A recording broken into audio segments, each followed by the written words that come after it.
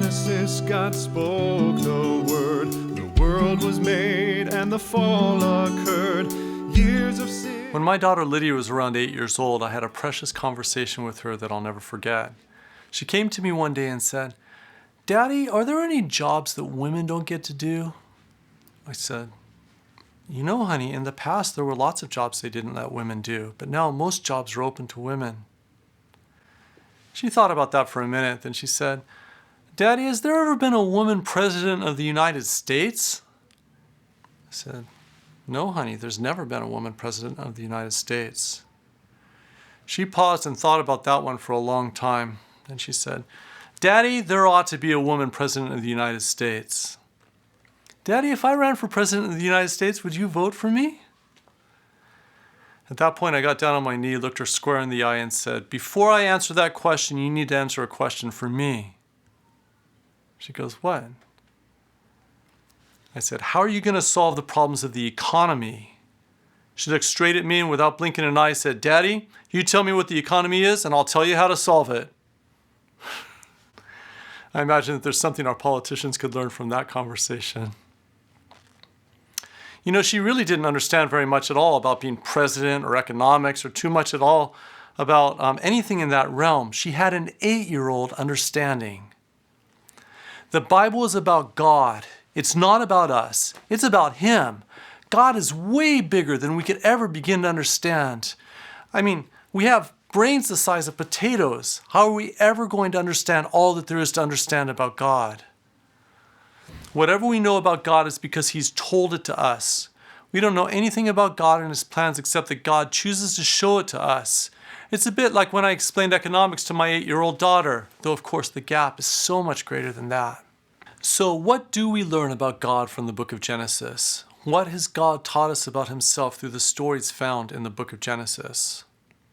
First of all, we learn that God is the creator of everything. Genesis 1:1, the first verse of the Bible starts with, "In the beginning, God." There was nothing before God. He is before everything.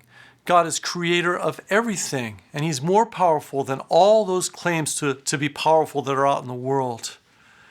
One of the key things that we learn from the first chapter of the Bible that we often forget about is that this is written in the context of polytheism, the belief that there are many gods, whether gods of Mesopotamia or Phoenicia, of Egypt, or of the Canaanites. The creation account is written as a bold statement saying that the gods of the surrounding nations are not gods at all. There is one true God who made everything, and if you claim that there is something else that had a hand in making anything out there, God made that too.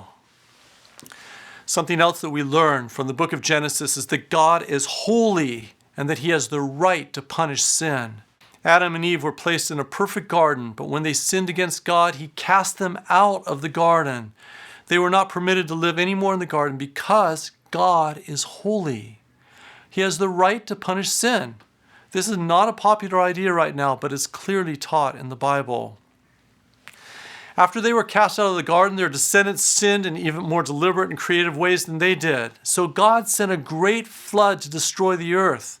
God has a right to do even that because He is ultimately and infinitely holy. But we also learn that God had a plan of redemption, a way to redeem the people of the world who are held in captivity to sin. How did God do that? He did it through a family. First, He called Abraham out of the city of Ur, a pagan city of Mesopotamia. Later, He called him out of the city of Haran in modern-day Turkey because He intended to take him into the land of Canaan. But most importantly, God gave Abraham a promise. He promised to make him into a great nation, give him the land of Palestine, and to bless the world through his descendants. And He gave the same promise to Abraham's son Isaac, and the same promise to Isaac's son Jacob. And then the promise begins to work its way forward through Jacob's 12 sons, the fathers of the 12 tribes of Israel. The fourth thing that we learn is that God is sovereign. Nothing takes Him by surprise. Quite to the contrary, there is nothing random, despite what it looks like to us. He orders all that will take place. The place in Genesis that you see this most markedly is in the story of Joseph. Joseph gets sold into slavery by his jealous brothers to a band of Ishmaelites on their way to Egypt. They in turn sell him as a slave to an Egyptian. But then Joseph gets falsely accused by the wife of his master and thrown into prison, and he's completely forgotten about in prison. But God, in a miraculous way, raises him to a position of prominence in Egypt, which allows him to save the life of his family during a famine, not to mention the whole nation of Egypt. God knows what he's doing. Nothing takes him by surprise. He is sovereign over the affairs of the world. Fifthly, we begin to see that God didn't only care about the descendants of Abraham, Isaac, and Jacob, he also cared about the other nations of the world.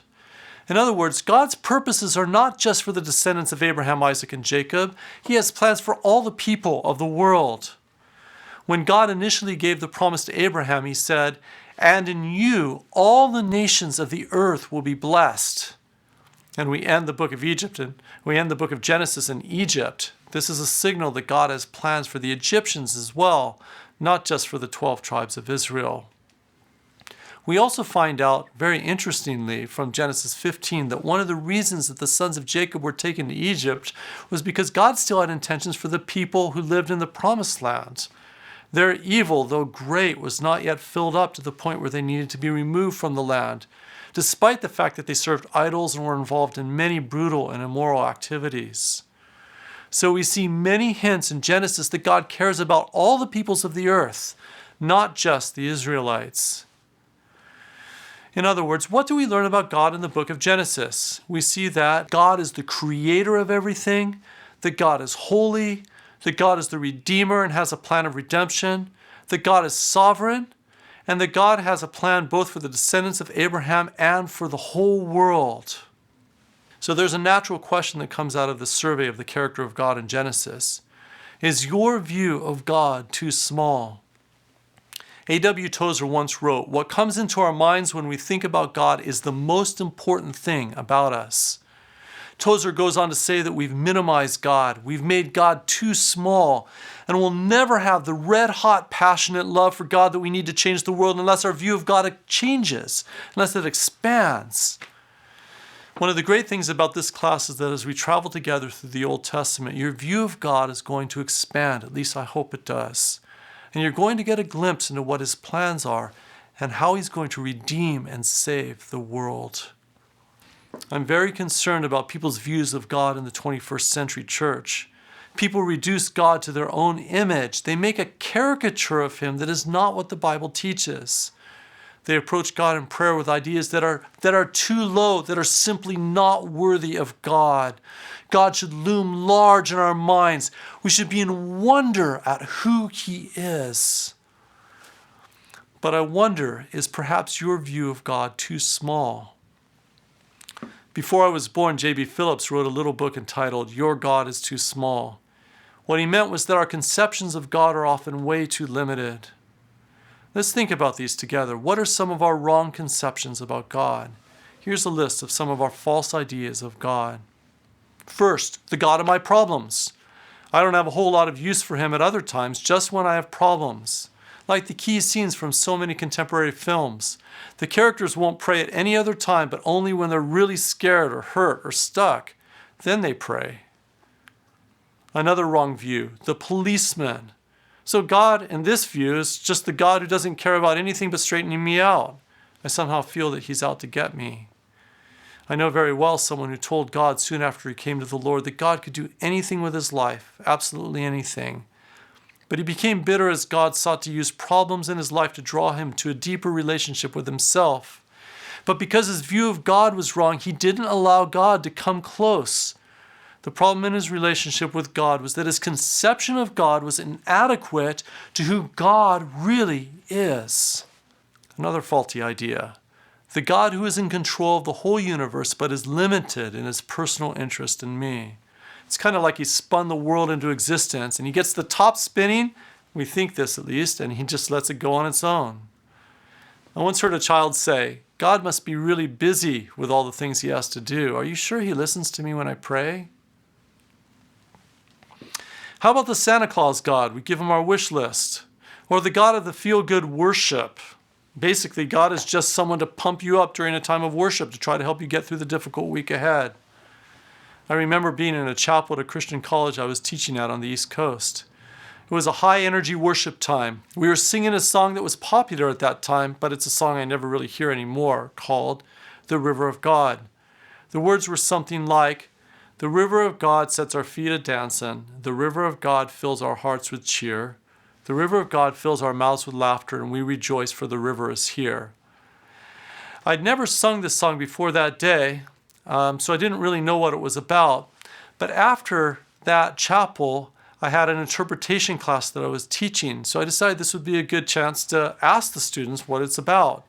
It's an interpretation class after all. So I walked into the class and said, what is this river of God a metaphor for? What is the river of God in this song? That's a natural question, isn't it?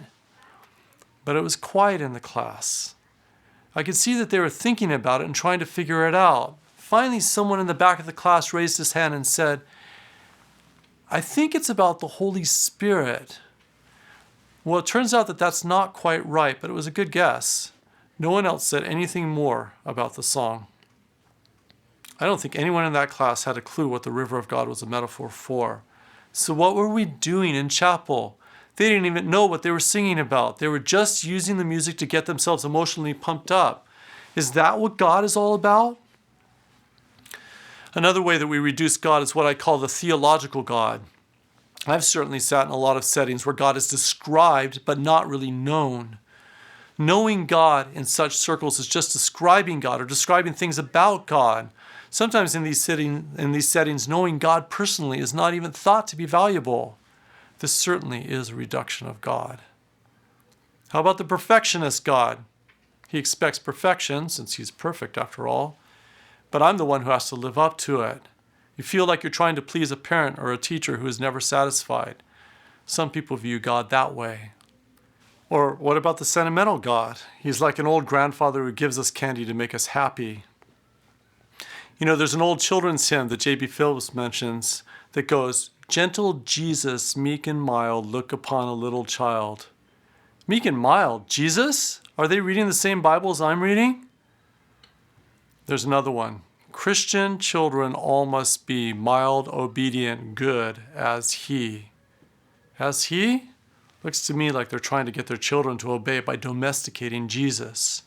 When we reduce Jesus, our view of God is certain to be minimized. It was during my college years that I really began to think about how glorious God was in His holiness. I was challenged about whether my view of God was too small. I had a professor who had a huge view of God. When you prayed with him, you felt like he was pulling you right into the throne room of God. He knew that God was creator, holy, sovereign, and redeemer. I was forced to reconsider whether my view of God was too small. I began to pray that God would increase my understanding of all that God is. It turns out that a lot of what we know about the character of God is found in the Old Testament. So if we really want to come to know God, we need to learn the Old Testament. Let me mention 3 ways that thinking about the greatness of God helps in your spiritual life. First, it helps humility to grow and works against pride. It works toward humility. That's a good thing for us. Second, it causes you to care about the great things that God is doing and works against selfishness. You begin to reflect on the great things that God is doing. Third, it gives you perspective when you're suffering. You know that suffering is not meaningless and it protects you from discouragement. It gives you perspective in your suffering. Is your vision of God too small? Have you thought about the implications of God as creator, as holy, the judge of sin and yet as sovereign, and the gracious redeemer of the nation of Israel and indeed of the whole world? We live only a few hours away from Palm Springs. A few years ago, I rode up the tramway to the top of the mountain about 5,000 feet up. The further you go, the more your vision expands. It just gets wider and wider. And we need to open up our understanding and hearts to the glory of God as revealed in the Word. The more time that we spend in the Word, the more our vision will expand as we come to know the glory of a great and awesome God. As I just mentioned, one of the best ways to really get to know God is to spend time in the Old Testament. As we move through the Old Testament toward the New Testament, our understanding of God is going to increase even more. We'll see God, the incomprehensible God, unfold His plan of redemption And we'll gradually come to see glimpses that God is a Trinity, Father, Son, and Holy Spirit. And when we come to the New Testament, we'll see God with a clarity that we never could have imagined as we look at his Son, Jesus Christ, especially in his death and his resurrection from the dead. So here at the beginning of your course in Old Testament fluency, I'd like to lead you in a prayer I have written that follows some of the main themes in Genesis. If you resonate and agree with the lines of this prayer, please pray it aloud after me. Lord, you are the Creator. You made everything in the world. There is nothing you did not create. Even those who claim to be gods are not. You are the only true God. We confess that we are sinners. We have defiled the garden and eaten the fruit. You have every right to act as judge toward us. You are holy and will not tolerate sin. Thank you that you are sovereign. Thank you that nothing takes you by surprise. As you took care of Joseph, when he couldn't see what you were doing, let us rest and trust in your sovereign care. Thank you for providing a way of redemption. Thank you for blessing the entire world through Abraham. Thank you that we get to share in this blessing. God, we magnify you in our thoughts and in our hearts. Grace us with an understanding of your glory. In the name of Jesus, your Son, amen.